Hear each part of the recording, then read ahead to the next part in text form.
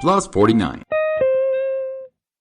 Hello and welcome back to Plus 49, your weekly guide to life in Germany. Hi everyone, my name is Andrea Famel and you may know me from a couple of episodes before when Sigrid interviewed me about growing up in a bicultural family. My father being a made in Mexico German and my mother being a Mexican woman with an immense admiration for Germany. After that episode, Sigrid asked me if I wanted to be part of this podcast, to share my views, to bring new people on, and to help digest Germany for her, and now for our listeners. So, welcome everybody. As we move deeper into November, almost reaching December, the days get shorter, the skies get darker, and the countdown to Christmas is about to begin. This week, we're looking at what's happening in German politics and infrastructure, from the Rentenpaket discussion to the future price of the Deutschland ticket, plus a look at Germany's gas reserves and what they mean for the coming winter. In culture, we're stepping away from the Christmas market we covered last week and diving into something even more central to German Christmas spirit: the Advent season. We've also got a fresh round of events from the Hanover region, from cozy village celebrations to full-on light spectacles in a palace.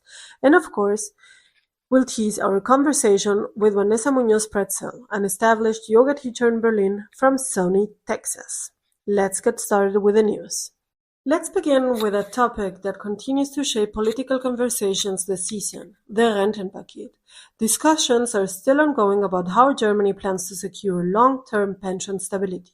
While the government aims to protect the 48 pension level into the next decade, critics argue over how sustainable that is actually going to be, especially for younger generations who will ultimately foot the bill.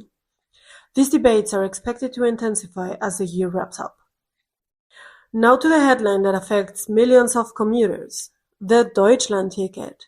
The Bundesrat has approved the long-term funding plan, meaning the ticket is financially secured until 2030. The federal government and the states will continue to subsidize it with 1.5 billion each per year.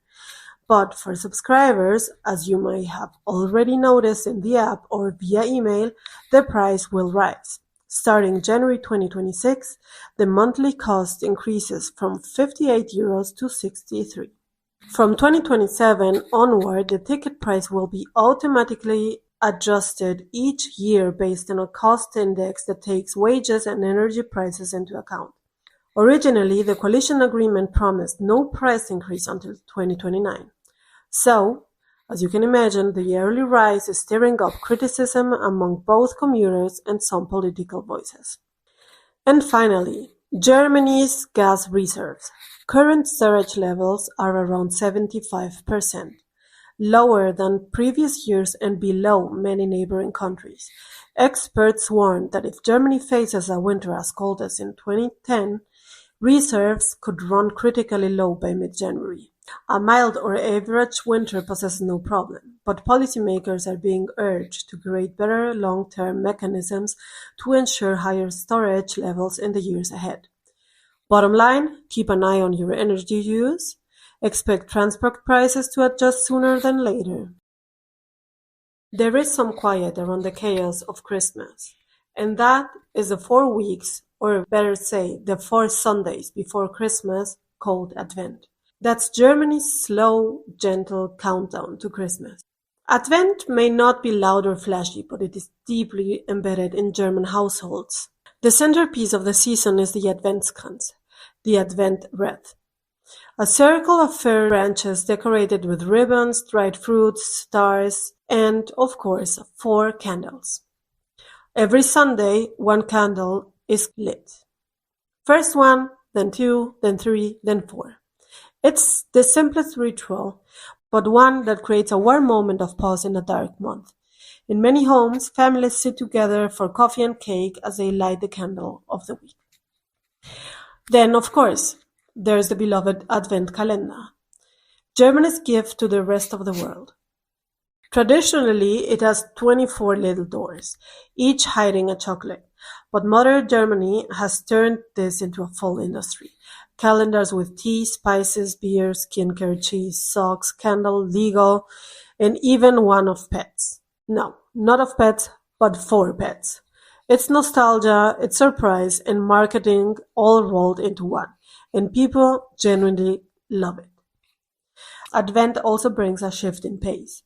December Sundays often mean cozy breakfast, baking Plätzchen or Christmas cookies, visiting family, or simply lighting the candle and slowing down for a moment. German radio stations switch to Christmas playlists, bakeries overflow with seasonal pastries, and living rooms begin to fill with lights and the winter decorations. Not all at once, but gradually, week by week. For expats, Advent is one of the easiest traditions to take part in. You don't need a perfect German to enjoy it. Just get an Advent calendar, light a candle, join friends for an Adventscafé, bake a batch of cinnamon stars, or simply enjoy the quieter atmosphere that settles in. This is the cozy, reflective side of German winter, far from the crowded markets. And of course, one more thing. In many families, December Sundays come with some music. Someone brings out a song sheet, someone else lights the candle, and all of a sudden everybody's singing Leise rieselt der Schnee. You don't have to know the words, but if someone hands you a lyric sheet, just go for it. It's a part of the charm and an old tradition that Germany still keeps alive. Coming up later in the show, we revisit a special conversation with Vanessa Muñoz-Pretzell, a US-Mexican yoga teacher based in Berlin. We'll talk about belonging, about community, and what it means to feel at home. I really hope this interview makes you think and reflect and maybe, only maybe, even make you smile. Hi, dear listeners. I'm Andrea, and this is Plus 49.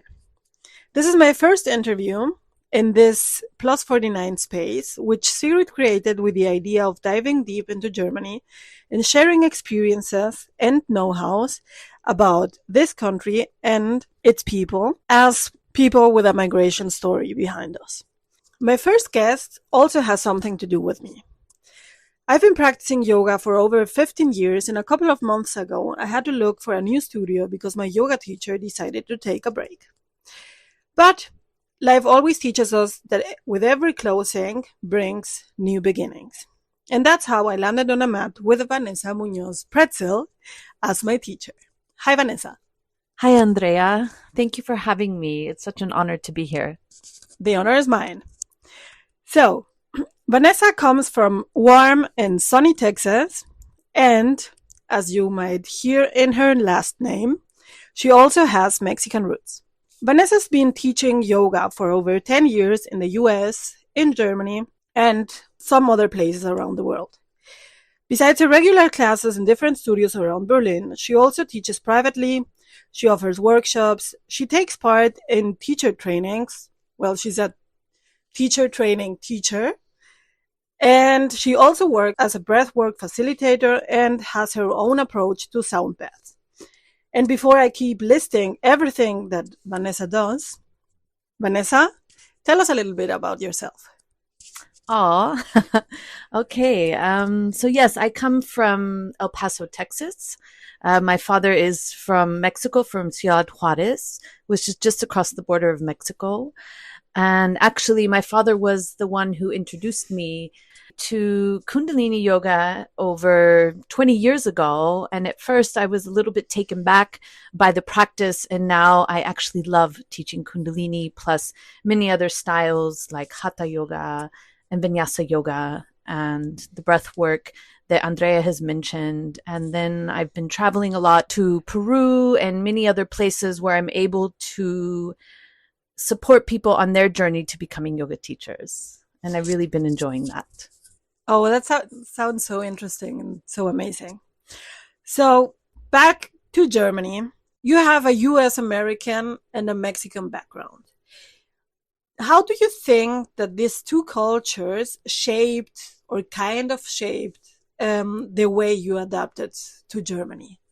Well, yes, I have a background as a Mexican. My mother is Lebanese, and I also have a little bit of Cherokee Indian, which is quite a mixture. But what all those cultures have in common is that they're warm and welcoming and open. So coming to Berlin and encountering the mindset here was quite a shock at the beginning. How long have you been here already? I've been here 8 years. Oh, and what brought you actually to Berlin? I married a German. Oh, that's where the pretzel comes? Yes. It's not a yoga name. It's my real last name.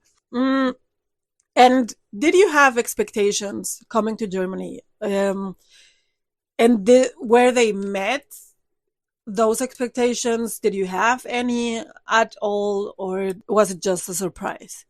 My father shared a lot about Germany in the past, so my expectations were quite high. He said the cars are great, the food is great, the beer is great, the roads are great. So I met my husband actually through my father, through friends, through connections. Okay. And well, I know that feeling of Germany being so organized and everything works well and the streets are amazing and the nature and so on and so forth, because my father also used to think like that.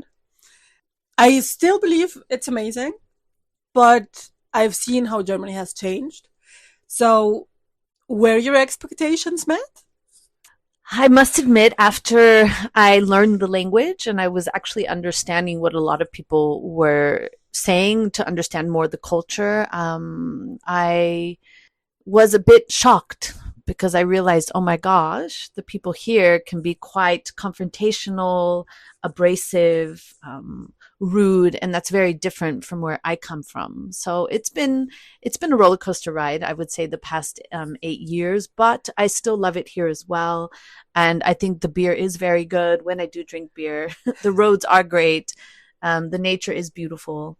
There's lots of water. And then, sometimes you meet very, very nice people, especially through the yoga community. Yeah, I know that feeling. So Berlin is rough, definitely. You only have lived in Berlin, or did you live somewhere else? I actually lived in London for 2 years before. So my husband, who is German, grew up here. He studied in London, moved there when he was young, and then he stayed there. And when we actually met in Texas. He was living in London. So when I first decided to make the move, I was living and I moved to London, or a place outside of London in Surrey, and was living there for 2 years. And then we decided to move to Berlin because my husband has family here. And he also has 2 children from his first marriage living close by. So we decided to move to Germany to be close to his family. Okay, yeah, I can totally understand that. And if you compare living in London to living in Berlin, what is more welcoming, or in which aspects does Berlin feels welcoming if you compare it to London? So coming from London and visiting the family here, I thought, wow, what a cool vibe. So artsy, so edgy, lots of exhibition, funky bars, cafes, lots of yoga studios. More affordable at that point. To when we would go out to eat, at times we thought, okay, this is wrong. Our bill is wrong. I know that has changed over the past 8 years, but I would say I really Berlin was electrifying for me when I would come and visit. I felt like I fit in the city because of the funkiness and the cool vibe, compared to London, where London at that point was also very expensive, and it had already been, in a way, like what I feel like Berlin is becoming. Okay, yeah. Oh, that's interesting. You have lived this development of the city. I can totally relate to that, because when I came to Berlin, it was kind of the same. It was like so alternative, and all of a sudden it's like the yoga studios have become like so aesthetic. Yeah. But well, tell me, what has been surprising or even difficult living in Germany culturally? I didn't really have any expectations coming here. I would say until recently, I felt like Berlin was like pro-US. I guess this comes from knowing a little bit of the history of Berlin and when Germany was divided and President John F. Kennedy organized food groups into West Berlin. They called it the Luftbrücke, the air bridge. The Berliners, I think, have never forgotten that. But what's been most difficult culturally, I would say, is the people here. They are not as naturally curious or welcoming, I guess, or open, like from what I'm used to. And they don't really ask how you're doing, where in the States, everyone asks how you're doing. You go into the Gap and it's like, hi, how are you? Yeah, right. And then some people say, okay, that's fake. And I would say, well, yes and no, but at least they're friendly and at least they smile. And at least they want to engage and have a conversation. And I miss that. Yeah.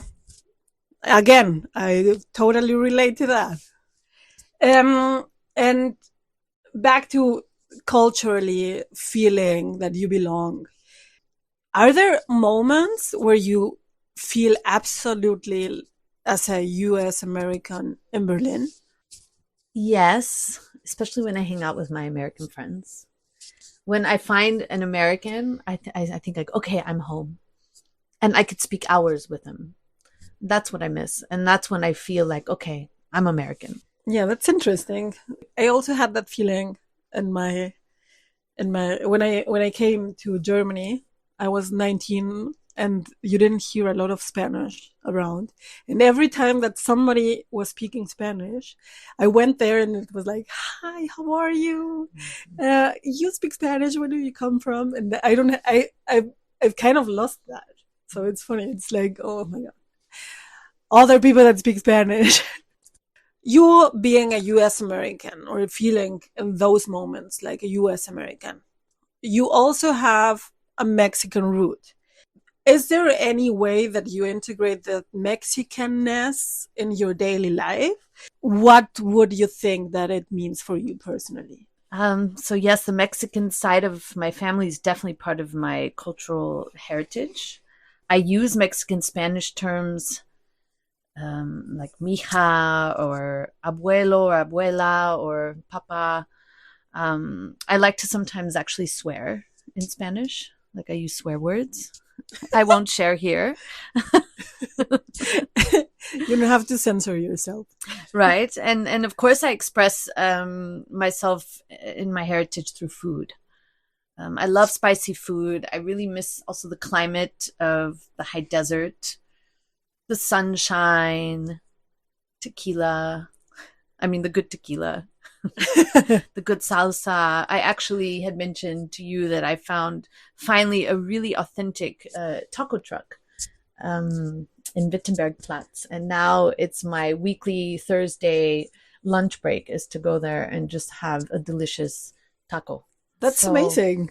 That sounds like you have integrated completely you being here in Germany and being a US Mexican with other cultural backgrounds to your, not only in your person, but also in your daily life.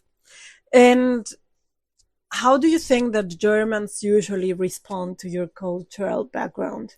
Because you said before that you thought that Germans react like really friendly to or are positive in front of US Americans. Do you think that has changed? Well, two of my closest German friends here, one of them calls me Mamacita, and the other one calls me her spicy little, I think she called me her spicy taco or spicy, I don't remember, but she was making a joke that I'm her spicy friend. But I would say that the Germans, I think they look at me and they wonder where I'm from, because I also have this Lebanese background. And so some might think I'm Syrian, or even people think I'm Israeli. And once they hear me speak English, then they realize that I come from the US. And then it's happened to me where their attitude changes towards me and they become even friendlier.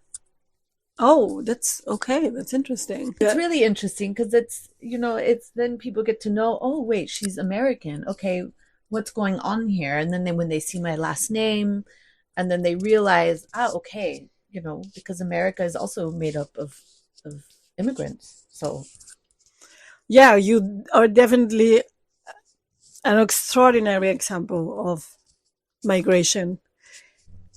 In the US, back in the US, you were also a yoga teacher, isn't it? yes. Or do you have any other work experience? Corporate?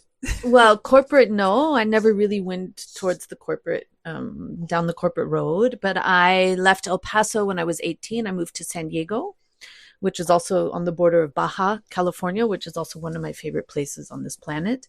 But I studied in San Diego, and I studied visual arts, and I really loved working on film sets. And I thought maybe I would move to LA and work on films. So that creative part of me, I was able to connect to. And then I decided to travel. And then I decided to go to Southeast Asia, and I took time off traveling. And then I ended up back in my hometown in El Paso, really wondering where and what I was going to do. And then that's when I decided I was starting to practice yoga a lot more. And I decided I wanted to learn more about yoga. And so I signed up for my first yoga training, which was in Costa Rica in 2012. Okay. And I had just met my husband right before that training. Oh my God. So it was pretty early, pretty clear that you were going down the yoga path. At that point, I wasn't sure. I was like, okay, I'm pretty shy. I'm pretty timid. I don't know if I could stand in front of a class and teach yoga. I just wanted to learn more about this powerful practice. And so I just decided I will go and do this training, and then we'll see what happens. And I instantly started teaching when I got back to my hometown, because a friend of mine opened a yoga studio and was like, I need teachers. And so I was in a way forced and pushed into it. And then that's when I found, my path towards being a yoga teacher. And the cultural differences that you have perceived between the US, Americans, and other places being friendlier, do you confront that also in your yoga classes? Do you have, how's the relationship building with your students? Are they also curious, interested, or do they just say thank you and goodbye? Okay. I would say I was quite a beginner when I started teaching yoga in the States, but I would say for me, yoga has always been about community. And anywhere I have taught, it's always brought like-minded people together. When I first started teaching in Berlin, I was in a way not ashamed, but I was quite shy, because I figured, okay, I don't speak the language. Who will ever want me to teach them a yoga class? And I really had these thoughts. And then I started teaching at the first studio, and there was a huge response. And after people get to know me here, I would say the Germans are quite more careful, and it takes time for them to open up. Where in the States, people open up right away. Here, it takes time. But once they do, then it's solid. But I would say even here, I've been able to always create and find a community through yoga, because for me, that's what yoga is. Yeah. What would you say that Berlin has taught you about your profession, or maybe even about yourself? My profession, I would say that no matter who you are, where you're from, because I'm a yoga teacher and because yoga means to unite and to bring together, I feel like it really has taught me that no matter where you come from and your country, the language, that you're able to connect with people from all around the world.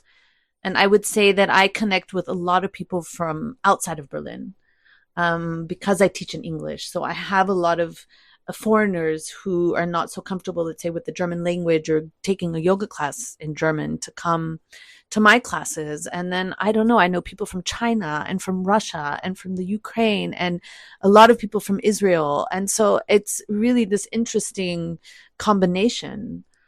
And I feel like it's just taught me that, yeah, at the end, what also yoga teaches us is that we're all the same. That's nice. That's really beautiful. Do you feel at home in Berlin? If yes, when did that begin? And if not, what would you say is still missing? Hmm. I feel, yeah, I do feel it home in Berlin because I've been here for 8 years, and every time I go to my home, I I really feel like, okay, I'm home. This is my home. And even when I travel, and I travel a lot, and even when I go back to my where I still call my home, Texas, I still even then call Berlin my home. So for me, it's like coming home is coming home to my dogs and to my husband and to just what I've built, my little, I would say my little sanctuary. I like to call it. It's like about being present and just being Mhm. belonging to to the place you are living in that moment. I know the feeling also. Would you have an advice for people coming to Germany or people coming to Berlin and people that are trying to make a living here? What would you say? Keep this in mind. Keep always this in mind, even though it might seem like a tough place to live. Yeah, I would say definitely try to integrate, to understand the culture. To There's these integration courses and language courses that are available to everyone.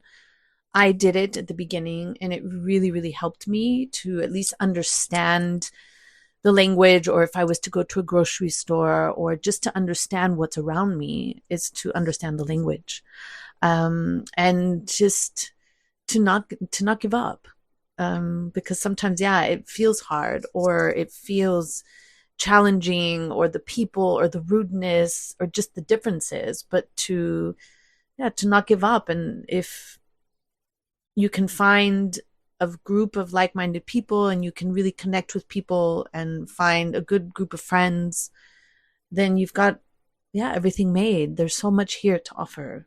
There's so much culture, and there's wonderful restaurants and wonderful nature, and just so it's such a wonderful city. It's very vibrant, it's very alive. And yes, it's changing, but I feel it's all over the world changing. Oh, that's a big message, and that's an important thing to keep in mind, that everything is changing.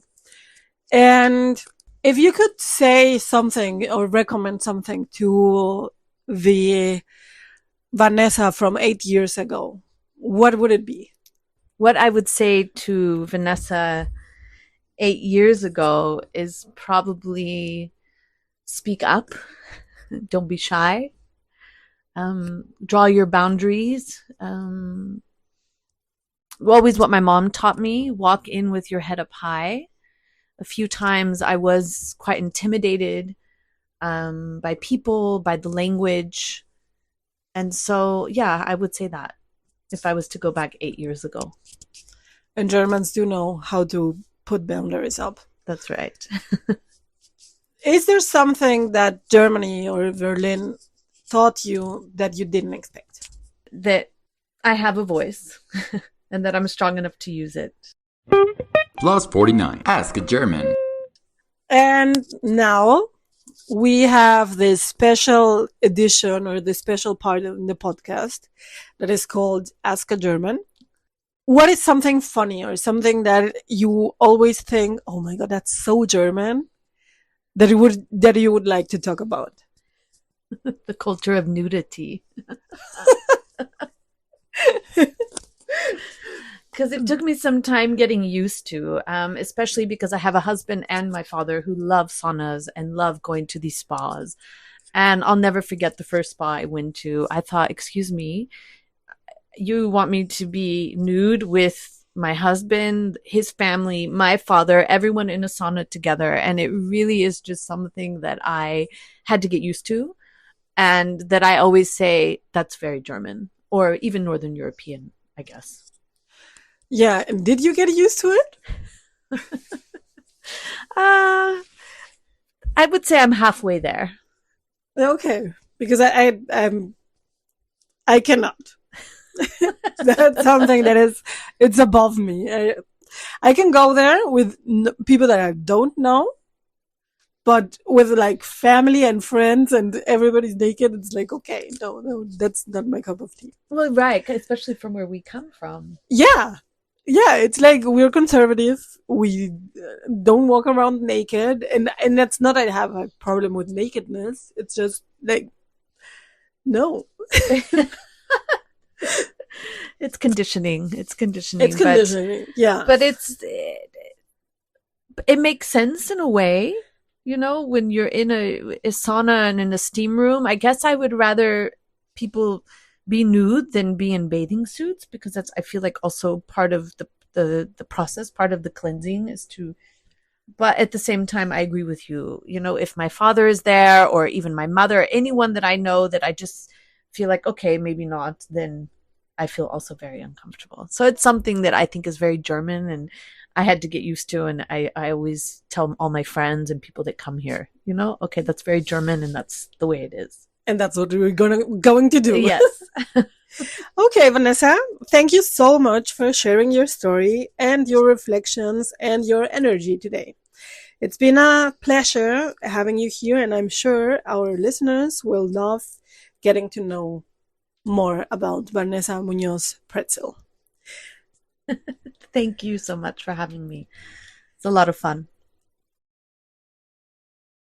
And that's it for this week's episode of Plus 49.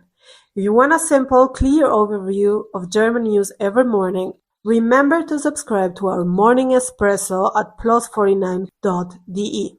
It's free and delivered every day. Follow us on Instagram at plus49, and if you have any story ideas, questions, or something you'd love to share with the show, just send us an email at info@plus49.de. We'll be happy to read you.